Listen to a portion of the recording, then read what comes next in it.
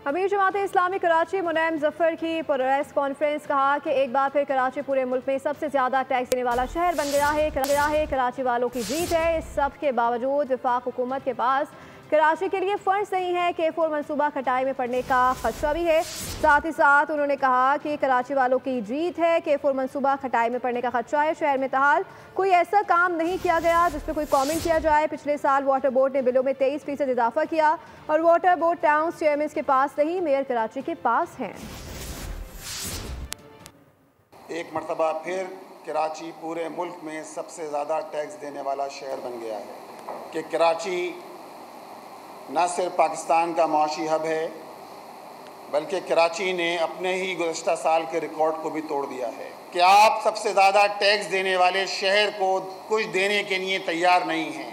उस वफाकी बजट में कराची के K4 मंसूबे के लिए सिर्फ 3 अरब 20 करोड़ रुपए रखे गए कि जिसके ज़रिए 26 अरब रुपए का ये मंसूबा आज 22 साल गुजरने के बाद 200 अरब को छू रहा है। आप शहर को पानी देने के लिए तैयार नहीं हो।